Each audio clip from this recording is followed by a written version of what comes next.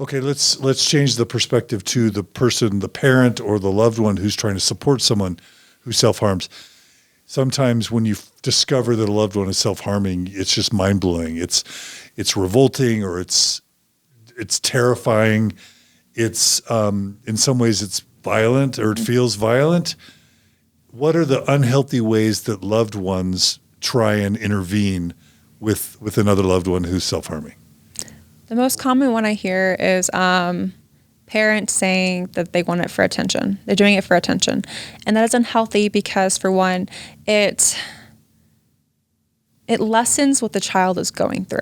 It says it minimizes it. Shame. Mm-hmm. You just want attention, which is a bad thing, and you're making us look bad. So we're just going to brush this under the rug and it's going to go away. And I think parents do that simply because it's easier to believe your child is misbehaving than it is to realize that there's an issue in your home. And I think it's just that. Right.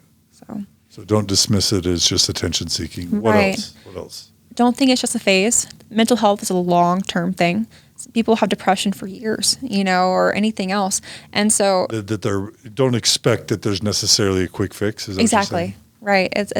It might take time, and it's important to be patient and try to be empathetic as best as you can. Even if you can't understand, one of the most important things you can do is just be there as a parent. I feel like that's a lot of parenting. It's just being there without judgment.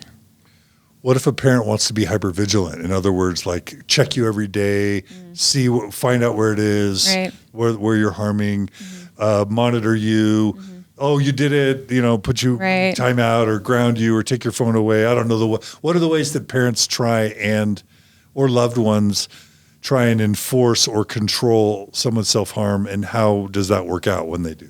It does not work out very well at all. A lot of my viewers mention how their parents do body checks, make them undress and look for the marks. And that just makes the kid feel worse.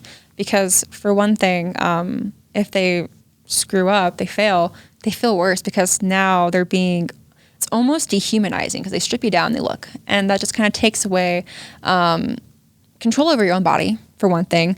It sends a message to the child. The parent doesn't trust them. And then the parents are disappointed because they find what they ultimately know is there. So it just makes the child feel so much worse. And when they feel worse, what do? They self-harm more. They just do it. Maybe they do it somewhere else. They get better at hiding it. The issue doesn't go away. It just morphs into something else.